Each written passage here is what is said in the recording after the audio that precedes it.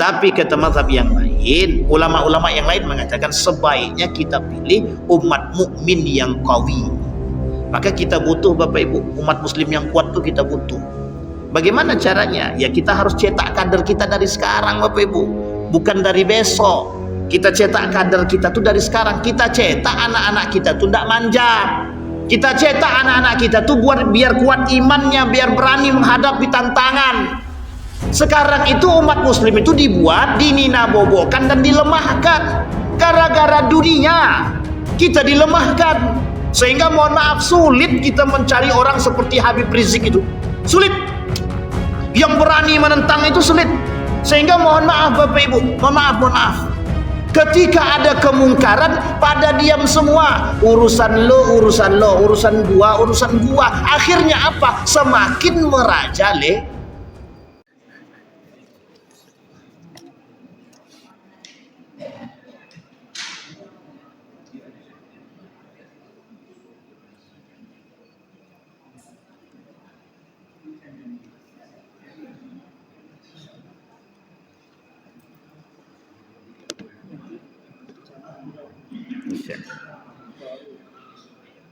A'udzu billahi minasyaitonir rajim. Bismillahirrahmanirrahim. Assalamualaikum warahmatullahi wabarakatuh. Terima kasih Pak. Alhamdulillahi rabbil alamin. Alhamdulillahilladzi arsala rasulahu bil huda wa dinil haqq liyudhhirahu 'alad dini kullih wa kafa billahi syahida. Asyhadu an la ilaha illallah wahdahu la syarika lahu wa asyhadu anna Muhammadan abduhu wa rasuluh la nabiyya ba'd. Allahumma salli wa sallim wa barik ala hadzal nabiyil karim. Allahumma salli ala Muhammad wa ala ali Muhammad fil alamin innaka Hamidum Majid. Ya ayyuhan nasu taqu rabbakum alladzi khalaqakum min nafsin wahidah wa khalaqa minha zawjaha وبث منهما رجالا كثيرا ونساء واتقوا الله الذي تساءلون به والأرحام إن الله كان عليكم رقيبا وقال الله تعالى يا أيها الذين آمنوا اتقوا الله وقولوا قولا سديدا يصلح لكم أعمالكم ويغفر لكم ذنوبكم ومن يطع الله ورسوله فقد فاز فوزا عظيما. Puji syukur kehadirat Allah atas limpahan rahmat dengan mengucapkan alhamdulillahirabbil alamin. Berselawat kepada Nabi dengan mengucapkan Allahumma salli ala Muhammad wa ala ali Muhammad. Rabbi shrah li sadri wa yassir li amri wahlul 'uqdatam min lisani yafqahu qawli. Bapak Ibu sekalian yang berbahagia, mudah-mudahan di maghrib ini Allah limpahkan rahmat dan karunia-Nya kepada kita semua. Allah jadikan kita orang-orang yang selalu bersyukur akan segala nikmat yang Allah berikan. Allah jadikan rumah tangga yang sakinah, mawaddah warahmah, anak-anak yang saleh dan salihah. Allah istiqamahkan kita dalam beribadah kepadanya. Allah jadikan kita orang-orang yang baik, yang bisa selalu membantu orang lain. Dan Allah jadikan kita orang-orang yang bisa istiqamah di akhir zaman. Amin ya rabbal alamin. Bapak Ibu sekalian yang berbahagia, malam hari ini kita akan coba mengkaji sesuatu yang memang selayaknya untuk kita kaji, karena memang kita berada pada posisi yang hari ini kita hadapi dalam waktu yang akan dekat. Apa tersebut? Jadi Bapak Ibu, kami punya program keliling masjid yang ada, yang bisa kami jangkau untuk memberikan atau belajar bersama tentang edukasi dalam memilih pemimpin yang baik. Kenapa ini kami sampaikan? Karena kalau Bapak Ibu sudah mengerti tapi kemudian tidak menjalankan, maka kita termasuk orang-orang yang berdosa. Bapak Ibu sekalian yang berbahagia, memilih itu butuh ilmu. Kita tidak bisa sembarangan memilih, tapi kita memilih butuh ilmu. Di dalam Islam, memilih pemimpin yang sesuai kriteria yang diinginkan oleh agama, itulah yang diwajibkan dalam Islam. Bisa dipahami Bapak Ibu ya? Baik. Baik, Bapak Ibu sekalian yang berbahagia, saya mulai dari satu hadis Nabi. Kata Nabi dalam hadisnya begini, hadis yang diriwayatkan oleh Dailami. Apa kata Nabi? Al-mu'minu baina khamsi syada'id. Al-mu'minu baina khamsi syada'id. Orang mukmin itu, orang-orang yang beriman, dia akan punya ujian, dan ujian itu ada 5 golongan. Yang pertama kata Nabi, yang pertama ujiannya adalah mereka dihadapkan dengan ujian. Ujian yang pertama adalah mukmin yahsuduhu. Seorang yang mukmin yang dengki, iri hati kepada diri dia. Oke Bapak Ibu ya. Jadi orang yang mukmin iri hati kepada sesama mukmin. Maka ujian orang beriman itu, orang mukmin tadi adalah ujiannya yang pertama orang mukmin itu sendiri yang dengki kepada diri dia. Yang kedua, munafiqun yubghiduhu, orang munafik yang selalu membenci diri dia. Orang munafik yang selalu membenci diri dia. Kemudian yang ketiga, kafirun yuqatiluhu, orang kafir yang selalu membunuh kita. Orang kafir yang selalu memerangi kita, bukan membunuh tapi memerangi kita. Ada umat muslim diperangi sama non muslim? Ada enggak umat muslim diperangi dengan orang kafir? Ada. Sudah banyak contohnya. Nah, ini kemudian disampaikan. Jadi ujian pertama mukmin, ujian kedua orang munafik, ujian ketiga orang kafir. Ujian yang keempat, nafsun tunazi'uhu, hawa nafsu yang selalu menentang kebaikan. Dan yang kelima, syaitan yudilluhu, setan yang selalu menyesatkan. Jadi ada berapa Bapak Ibu? Ada 5. Yang pertama orang mukmin dengki, yang kedua munafik yang membenci, yang ketiga kafir yang memerangi, yang keempat orang yang nafsu yang selalu menentang kebaikan, dan yang kelima setan yang selalu menyesatkan. Ini 5 poin ini itu berada di sekeliling kita. 5 poin ini menjadi ujian yang nyata bagi kita. 5 poin ini itu berada di sekeliling saudara-saudara kita. Artinya Bapak Ibu sekalian yang berbahagia, bukan pada diri kita saja, tapi di dalam diri orang-orang beriman juga begitu. Maka kalau kita kembalikan pada poin yang pertama, mukmin yahsud, dengki. Banyak mukmin yang tak senang dengan orang lain.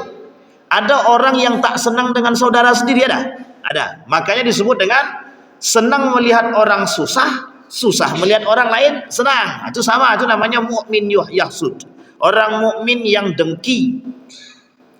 Masalah enggak itu bagi kita Bapak Ibu? Masalah. Karena berawal daripada kedengkian itu, maka akan muncul pada kalimat yang kedua kurhun atau bughdun, kebencian. Gara-gara dengki jadi benci. Kemudian poin yang kedua orang munafik. Orang munafik itu bermuka dua, di depan baik, di belakang tidak. Sama, dia membenci karena kebencian. Karena kebencian dia kepada kita, apapun dia perbuat, apapun akan dia lakukan. Kemudian poin yang ketiga kafir. Orang kafir itu kalau sudah benci terhadap umat muslim, apapun akan dia lakukan untuk menghancurkan orang muslim. Sekalipun harus mendanai siapapun para calon pemimpin demi menghancurkan umat muslim itu sendiri.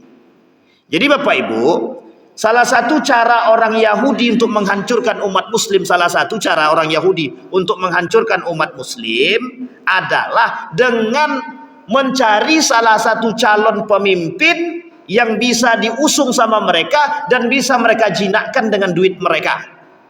Tujuannya apa? Untuk menghancurkan kita. Kalau pemimpin kita fasik dan zalim, kira-kira rakyatnya bisa zalim apa tidak? Itu contohnya Bapak Ibu. Kafir itu mesti benci.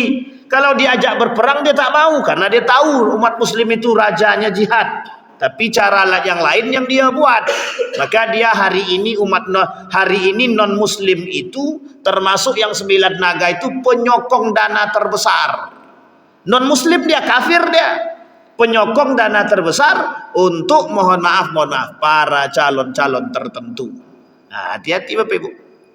Yang kedua hawa nafsu tadi yang selalu menentang kebaikan. Tidak akan mau dia nafsu itu mengajak kita kebaikan. Innan nafsa la'ammara bisu', yang namanya nafsu mengajak kepada keburukan. Tidak mungkin nafsu itu ngajak, yo kita sholat. Hawa nafsu. Kata hawa nafsunya itu ada perempuan tak pakai baju. Kata hawa nafsunya tolong tutup matamu. Mana ada? Kata hawa nafsunya sikat, kata dia, jangan pandang. Sampai di sini paham Bapak Ibu? Tidak ada hawa nafsu. Kata hawa nafsu, itu ada orang datang ngantar duit, ngantar suap, ngantar ini untuk itu dan lain sebagainya. Apa kata hawa nafsu tadi? Jangan terima, itu tak halal. Begitukah kata hawa nafsu? Tidak, kata hawa nafsu, ambil ajalah, kau sedang butuh. Gitu. Nah, itu dia masalah tuh. Kata hawa nafsu. Makanya hawa nafsu selalu menentang kebaikan. Kemudian yang terakhir, syaitan yudilluhu. Sudah hawa nafsu dia tidak kuat, sudah diri dia tak kuat, selalu ditentang oleh hawa nafsu, tambah setan berbisik dari samping. Iya tuh, engkau kan sekarang sedang tak punya duit. Udahlah, anakmu nak makan, binimu nak makan, anakmu nak sekolah, ambil sajalah. Orang cuma ngambil aja pun apa susahnya, habis itu coblos selesai. Sampai di sini paham Bapak Ibu? Artinya apa? Kelima itu tadi menjadi musuh. Nah, sekarang kita kaitkan dengan keadaan Bapak Ibu. Kita kaitkan dengan masalah kepemimpinan dalam Islam. Kita kaitkan masalah kepemimpinan dalam Islam. Bapak Ibu sekalian yang berbahagia, di dalam Islam itu ada model kepemimpinan. Setidaknya ada 3. Satu modelnya dibaiat. Dibaiat itu tahu Bapak Ibu dibaiat ya? Ditunjuk. Aku ingin Umar bin Khattab naik jadi khalifah. Orang-orang menunjuk dan sepakat, mereka menunjuk Umar bin Khattab jadi seorang pemimpin khalifah. Maka jadilah Abu Bakar Siddiq. Mereka menginginkan Abu Bakar Siddiq jadi pemimpin, ditunjuklah Abu Bakar Siddiq tadi.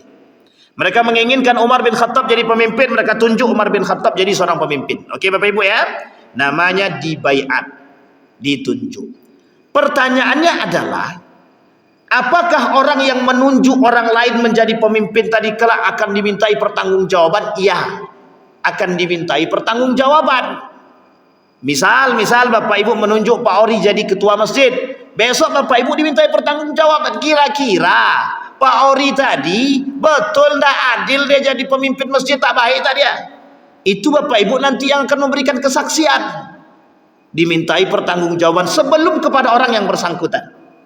Sampai di sini paham Bapak Ibu ya? Jadi kalau kita memilih itu jangan sembarangan, karena kelak kita dimintai pertanggungjawaban. Saya sampaikan satu hadis Bapak Ibu. Ada golongan yang tidak diajak oleh Allah berbicara di hari kiamat. Allah tidak mau melihat mereka, Allah tidak mau mensucikan mereka, bagi mereka azab yang sangat pedih dan Allah melaknat mereka dan mereka dimasukkan ke dalam api neraka jahanam. 6 ancaman Allah bagi dia. Siapa mereka? Rajulun baya'a imaman liyusiba minhud dunya. Ada orang yang berbaiat kepada seorang pemimpin tapi tujuannya untuk mendapatkan dunia.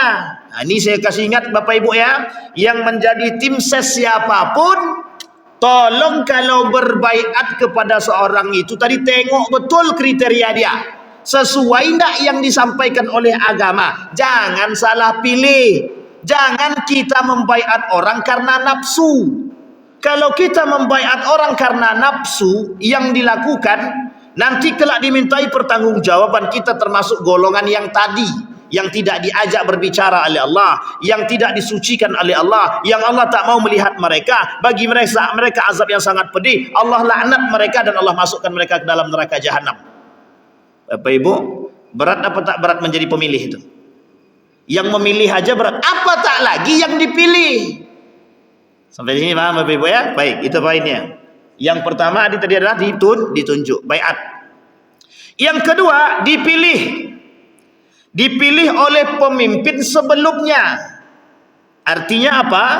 Itu nanti bisa masuk dalam kategori dinasti. Dinasti, sistem dinasti itu bagaimana? Dari atas nunjuk yang bawah. Yang ditunjuk siapa? Anak dia. Itu sudah terjadi pada masa Khalifah Muawiyah. Muawiyah menunjuk anaknya Yazid bin Muawiyah. Semenjak masa itulah, semenjak masanya Muawiyah itu dinasti, namanya politik dinasti namanya. Sistem kekerajaan. Mulai zaman Muawiyah sampailah terakhir Daulah Utsmaniyah. Tapi karena dia sistem kekerajaan, sampai kapanpun sistem kerajaan begitu. Yang dipilih setelah dia siapa? Anak dia. Sekalipun anak dia tidak ada laki-laki, nanti dicari cara bagaimana anak perempuan dia jadi. Sampai di sini paham Bapak Ibu? Nah, ini sistemnya dinasti. Maka ada sistem demokrasi mau berubah jadi dinasti. Nah, itu masalah. Harusnya sistemnya itu pemilihan, tapi dipaksakan untuk menjadi sistem dinasti kekerajaan. Baik. Yang ketiga, penaklukan. Penaklukan itu misal Indonesia dijajah oleh Belanda. Menang Belanda, maka Indonesia ditaklukkan oleh Belanda. Maka nanti orang Belanda memilih pemimpin. Orang Belanda lah yang menjadi pemimpinnya. Nah, tapi alhamdulillah karena kita sudah menang, tak jadi ditaklukkan lagi oleh Belanda. Tapi hari ini kita dijajah bukan lewat itu lagi, tapi kita dijajah lewat pemikiran. Sampai di sini paham Bapak Ibu? Baik. Ini yang harus kita sampaikan kepada Bapak Ibu sekalian yang berbahagia. Sistem kepemimpinan negara Republik Indonesia itu sistemnya pemerintahannya demokrasi terpimpin. Artinya apa? Masih ada musyawarah, masih ada saling pilih memilih, tunjuk menunjuk dalam konteks tunjuk menunjuk tadi pemilihan umum. Di dalam konsep pemilihan umum itu yang ditonjolkan dan yang dikedepankan itu keadilan. Di dalam calon-calon yang dipilih harus sesuai dengan kriteria. Kriteria itu diatur oleh agama. Kriteria pemimpin itu diatur oleh agama. Yang menjadi tolak ukur kita apa? Kriteria yang tadi itu yang disampaikan oleh para ulama. Ini loh kriteria-kriteria yang harus kita cari di dalam pemimpin atau calon-calon pemimpin kita. Bukan memilih dengan nafsu. Salah satu etika pemilih yang harus kita tanamkan dalam diri kita, satu, bersandarkan pada iman dan hati. Yang kedua itu iman dan hati otomatis agama. Yang kedua bersandarkan pada akhlak. Ini seorang pemilih, ini seorang pemilih, bukan yang dipilih, seorang pemilih. Apa haruskah kita seorang pemilih itu berakhlak dalam memilih? Harus. Haruskah kita yang memilih ini berdasarkan pada agama, berdasarkan pada iman, berdasarkan pada hati? Iya. Jangan berdasarkan pada nafsu. Ustadz, kami memilih dia itu Pak Ustadz karena dialah yang sering kasih kami duit. Meskipun dia tak sholat, meskipun dia korupsi. Tidak bisa begitu Bapak Ibu, itu kaidah yang salah. Sampai di sini paham Bapak Ibu ya? Itu kaidah yang salah. Kenapa kita katakan kaidah yang salah? Karena kaidah yang benar di dalam agama Islam itu, di dalam aturan agama kita, yang menjadi tolak ukur calon pemimpin itu dipilih, paling tidak nanti ada 6 hal. Nanti kita sampaikan. Itu harus ada. Kalau memang ada pada diri dia, pilihlah. Yang dilarang oleh agama, satu, tidak boleh, hukumnya haram, memilih pemimpin kafir. Sudah disebutkan dalam surat Al-Maidah dan dalam surat-surat yang lain. Haram memilih pemimpin kafir. Sudah jam 7 aja. Sebentar lagi. Yang kedua, haram memilih pemimpin zalim. Pemimpin zalim haram. Nanti kita sampaikan kriterianya Bapak Ibu.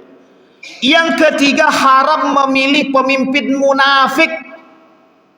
Yang keempat, haram memilih pemimpin fasik. Ulama Syam sepakat Yazid bin Muawiyah, anak daripada Muawiyah bin Abi Sufyan, itu fasik. Bahkan ada yang mengatakan sesat dan ada yang mengatakan kafir. Ulama berbeda pendapat tentang Yazid bin Muawiyah. Ada yang mengatakan kafir, sesat, atau satu lagi ada yang mengatakan fasik. Tapi ada sebagian besar para ulama, mereka mengatakan, lebih tepatnya mengatakan Yazid bin Muawiyah itu fasik. Sekarang kita urai Bapak Ibu satu-satu. Kalau orang kafir kita tahu kan kriterianya Bapak Ibu, mesti dia bukan orang Islam. Ada pernyataan begini, ini ingat pernyataannya. Lebih baik dia kafir tapi dia bagus, tapi dia baik, daripada muslim tapi dia tidak baik. Sampai di sini paham Bapak Ibu? Tolong orang-orang muslim yang masih menggunakan kaidah ini, itu orang muslim yang munafik. Munafik. Apapun itu, mau dia kafir baik, dia sebaik-baik kafir mati masuk neraka. Sebaik-baiknya kafir mati masuk neraka, kecuali dia mati dalam keadaan berislam. Maksudnya syahadat dia, taubat dia, mu'allaf dia, itu lain cerita, jelas tidak kafir lagi. Seburuk-buruk dia muslim, mati dia tidak mati dalam keadaan kafir, dia mati tetap masuk surga. Jadi tidak ada kaidah lebih baik kami memilih pemimpin kafir tapi baik daripada muslim tapi tak baik. Yang paling baik itu cari pemimpin muslim dan baik, itu yang paling baik. Itu tuh yang tak ada Ustaz. Nah, itu masalah tuh. Jangan, bukan tak ada. Kenapa tak ada? Karena kita diam. Kenapa tak ada? Karena kita tak mau. Kalau kita mau banyak, bukan tak banyak, banyak. Baik Bapak Ibu sekalian yang berbahagia, sampai di sini paham Bapak Ibu? Nomor satu, pemimpin kafir. Boleh kita memilih pemimpin kafir? Ya ayyuhalladzina amanu la tattakhidul yahud walad nasara awliya. Jangan kalian jadikan orang Yahudi atau Nasrani itu pemimpin. Jangankan pemimpin, kawan setia saja tak boleh, apalagi pemimpin, kata Al-Maraghi. Kata Ibnu Katsir diartikan aulia itu teman setia, tak boleh. Teman setia saja tak boleh, apalagi pemimpin. Sampai di sini paham Ibu-ibu? Bapak Ibu paham ya? Poin yang kedua, orang zalim. Bolehkah kita memilih pemimpin zalim? Tak boleh, haram hukumnya. Memilih pemimpin zalim, hukum dia haram. Ustaz, dia kan muslim, memang dia tidak solat Ustaz, memang dia tidak puasa, memang dia tidak, pokoknya dia tidak baik dengan terhadap Islam, tapi dia kuat Ustaz, kami dikasihnya makan terus, ambillah makan tu, tak masalah. Nanti kelak di hari kiamat pertanggungjawabannya masing-masing. Pertanggungjawabannya masing-masing. Sampai di sini paham Bapak Ibu? Orang zalim diberikan kewenangan, diberikan ruang, maka semakin berbuat zalim.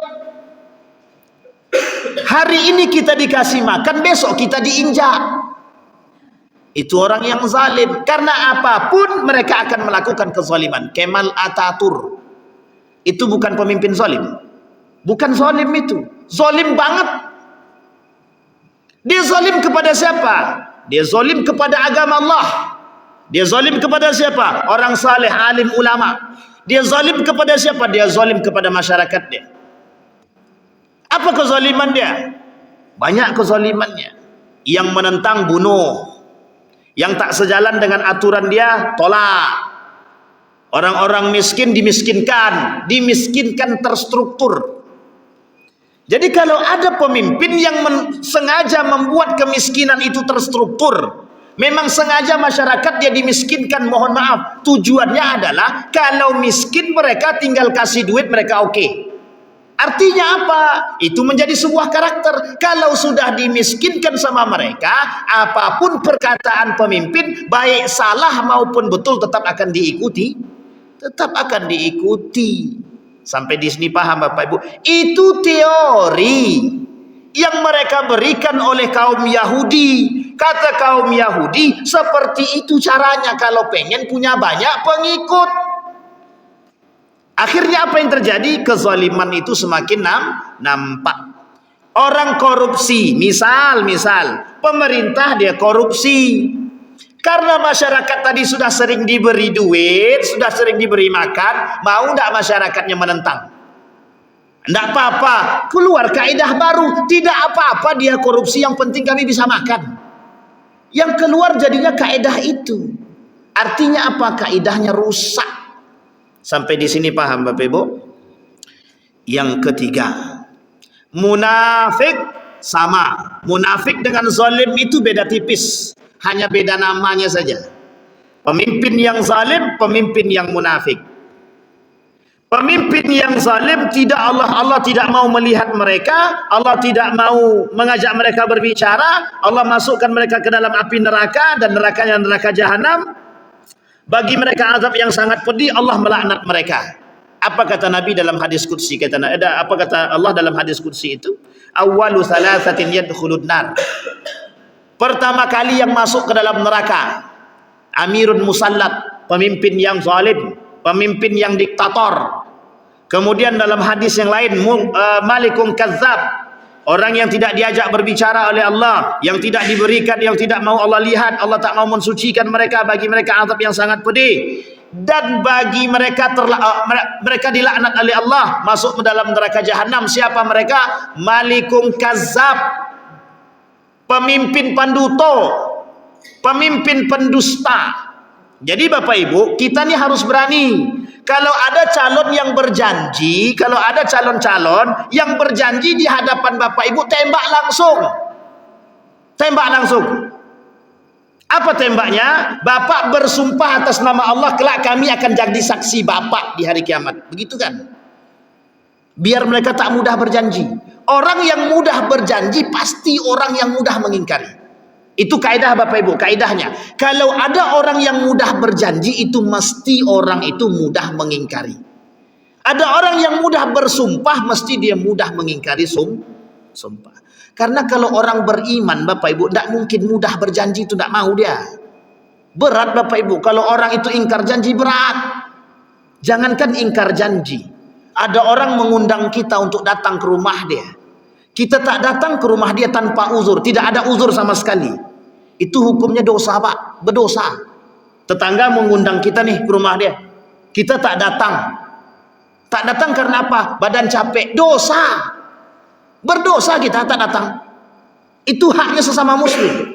Apalagi kalau mereka berjanji dan mereka tidak penuhi janji mereka atau ingkar terhadap janji mereka, maka dosa Pak, masuk dalam kategori dosa besar. Sampai di sini paham Bapak Ibu? Itu munafik.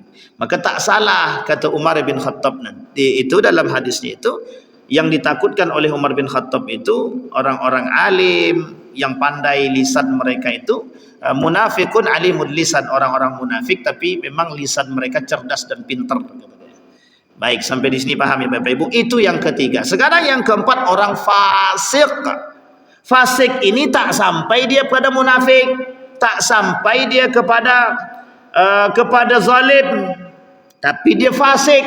Fasik itu apa Pak Ustaz? Dia tak solat, dia tak zakat, dia ajak puasa, dia tak puasa. Kalau ada pemimpin begitu, namanya pemimpin fasik namanya.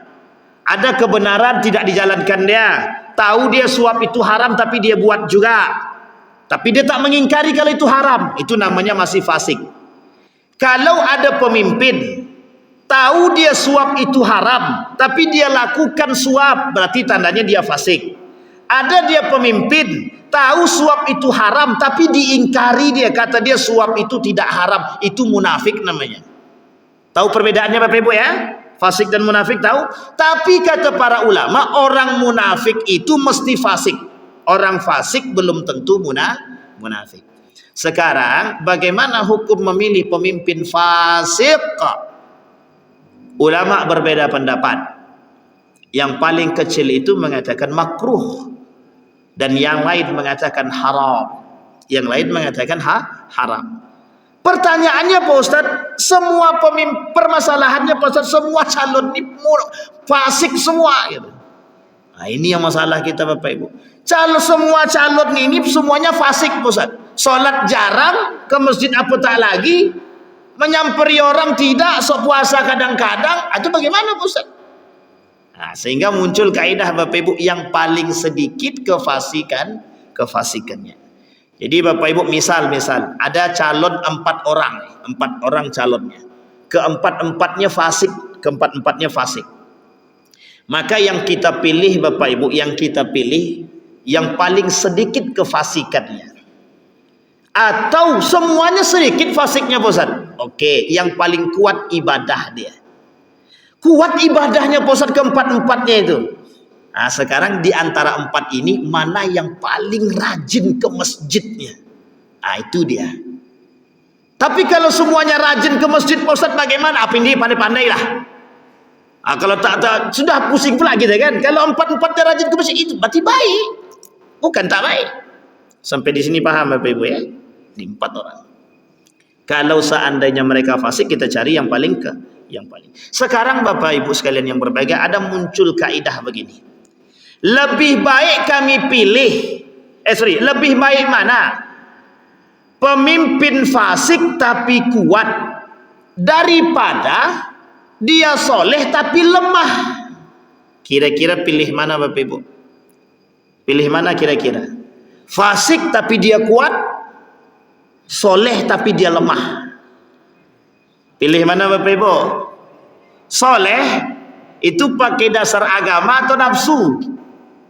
Dasar agama lah, bosan masa soleh dasarnya nafsu. Kata Imam Ahmad ibn Hanbal, tergantung kondisi. Kalau dalam perang Bapak Ibu, kita tak bisa mencari orang soleh, tak bisa kita jadikan orang soleh tapi lemah. Soleh itu untuk pribadi, sementara kekuatan dia tak punya. Akhirnya umat muslim hancur semua. Kalau ini ada pilihan, tapi kita berharap yang ada pilihan itu soleh tapi kuat. Itu yang kita butuhkan. Soleh tapi kuat. Nah, kalau ada seperti itu bagaimana? Kata Imam Ahmad ibn Hanbal, kata mazhab Hambali, itu lebih dipilih orang fasik tapi dia kuat. Fasik itu urusan diri dia pribadi, sementara kekuatan itu dibutuhkan oleh umat muslim. Kenapa kok dibutuhkan oleh umat muslim? Orang dalam keadaan berperang. Kalau kita menjadikan panglima kita memang soleh dia tapi lemah dia, kira-kira mohon maaf, apa yang terjadi dengan umat muslim? Kata Imam Ahmad ibn Hanbal. Tetapi kata mazhab yang lain, ulama-ulama yang lain mengatakan sebaiknya kita pilih umat mukmin yang qawi. Maka kita butuh Bapak Ibu, umat muslim yang kuat tuh kita butuh. Bagaimana caranya? Ya kita harus cetak kader kita dari sekarang Bapak Ibu. Bukan dari besok. Kita cetak kader kita tuh dari sekarang. Kita cetak anak-anak kita tuh tidak manja. Kita cetak anak-anak kita tuh biar kuat imannya, biar berani menghadapi tantangan. Sekarang itu umat muslim itu dibuat, dininabobokan dan dilemahkan. Gara-gara dunia kita dilemahkan. Sehingga mohon maaf sulit kita mencari orang seperti Habib Rizik itu. Sulit. Yang berani menentang itu sulit. Sehingga mohon maaf Bapak Ibu, mohon maaf. Ketika ada kemungkaran, pada diam semua. Urusan lo, urusan gua. Akhirnya apa? Semakin merajalela. Coba Bapak Ibu bayangkan. Ketika LGBT, undang-undang LGBT tidak ada yang menentang. Kira-kira bakal jadi undang-undang atau tidak? Bakal jadi kalau tidak ada yang menentang. Tapi yang kita butuhkan seperti apa? Yang menentang. Sehingga ketika ditentang, termasuk ketika itu yang menentang adalah FPI dan PKS kalau saya tak salah itu. Akhirnya apa? Ditolak. Tapi coba, apa kecolongan kita? Kecolongan yang terjadi adalah ketika pemerintah mengeluarkan SKPP tentang legalitas pengadaan barang alat kontrasepsi. Coba Bapak Ibu bayangkan. Itu kalau umat muslim tidak menentang ngapain? Jadi karena kita lemah Bapak Ibu. Yang kita butuhkan itu pemimpin yang kuat. Nanti kita lihat. Sampai di sini paham Bapak Ibu? Nah sekarang Bapak Ibu, sebentar lagi kita akan mau pilkada nih. Pilkada, ada gubernur, ada wali kota. La ilaha illallah. Nah apa? Berapa menit? 7 menit, serius. Nanti tengah jalan di stopnya berhenti Pak gitu ya. Nah insyaallah aman. Baik Bapak Ibu. Nah, sekarang Bapak Ibu kita sebentar lagi dalam kondisi pilkada, pemilihan kepala daerah, baik itu gubernur maupun wali kota. Nah, apa yang harus dilakukan oleh seorang pemilih dalam agama, dalam aturan agama? Yang pertama yang harus dilakukan oleh seorang pemilih, wajib berilmu. Cari tahu siapa calon pemimpin kita tuh, cari tahu. Tapi ada tapi dia. Ada tapinya. Tidak boleh setelah kita mengetahui, toh otomatis ada aibnya masing-masing. Kita tak boleh sebarkan secara luas aib mereka. Cukup kita yang mencari tahu, kita yang tahu. Tapi Pak Ustadz, kami kan kalau tidak begitu bagaimana cara kita? harus imbang. Kalau ingin memberitahu dia harus imbang. Sampaikan kebaikan dia juga dan sampaikan keburukan dia. Yang terjadi hari ini itu penyampaiannya buruknya atau baiknya. Misal Bang Ori dia punya pilihan nomor 10. Sementara dia kampanyekan. Dia datang ke rumah-rumah. Kata yang di rumah tuh ada nomor 9 kata dia. Langsung Bang Ori katakan. Disampaikanlah kejelekannya nomor 9 tadi sama Bang Ori. Boleh apa tak boleh? Haram. Itu namanya al-istighalu bi'uyubil khalqi. Mereka sedang menyebarkan aib. Kalaupun diperbolehkan untuk mendapatkan kemaslahatan dengan catatan imbang, sampaikan juga kebaikan itu. Bukan berarti dibolehkan secara mutlak, tetapi ada takhsisnya Bapak Ibu. Dan tidak boleh di depan umum, tak boleh. Misal Bang Ori datang ke rumah saya, Ustaz, pemimpin nomor 9 itu begini-begini Ustaz. Buruknya ini, baiknya ini Ustaz. Saya serahkan kepada Pak Ustaz. Pak Ustaz nak pilih mana silahkan. Tapi Pak Ustaz dalam gambaran agama begini-begini. Selesai Pak. Itu tergantung pada saya nak pilih mana setelahnya. Tapi tak boleh di depan umum. Sini kita semua. Bapak Ibu tahu enggak? Si nomor 9 itu selain dari korupsi, selain dari berzina, semua disebutkan. Itu aib apa tidak? Itu yang terjadi hari ini. Yang terjadi hari ini saling serang antara satu dengan yang lain. Baik paslon 1, 2, 3, 4, 5. Apa yang mereka lakukan? Saling menyerang aib masing-masing. Artinya apa? Kebodohan yang mereka tampakkan. Apa itu? Saling menunjukkan aib masing-masing. Sampai di sini paham Bapak Ibu? Maka Bapak Ibu, bagi yang ada tim yang menjadi tim ses di dalam masjid ini, tolong perhatikan betul. Apa yang diperhatikan? Nilai agama. Jangan untuk memilih orang kita melanggar aturan agama. Hina. Orang yang melanggar aturan agama demi kepentingan dunia itu hina. Sehingga mohon maaf yang terjadi apa? Mereka menjual agama Allah demi kepentingan dunia. Haram Bapak Ibu. Haram. Sampai di sini paham Bapak Ibu? Baik. Maka apa yang harus dimiliki oleh seorang yang memilih? Berilmu. Cari tahu dulu Pak. Jangan sampai salah pilih. Ternyata yang kita pilih itu, mohon maaf, ternyata yang kita pilih mereka zalim, mereka munafik, mereka fasik. Kelak di hari kiamat kita bertanggung jawab Bapak Ibu. Ini loh Wan, pilihanmu kan kau pilih ini. Kecuali kita sudah berikhtiar, ya Allah, aku sudah mencari tahu. Ini loh 3 paslon ini aku sudah lihat 1, 2, 3. Menurut diriku dan ikhtiarku inilah yang paling baik. Bismillah, coblos, tet gitu.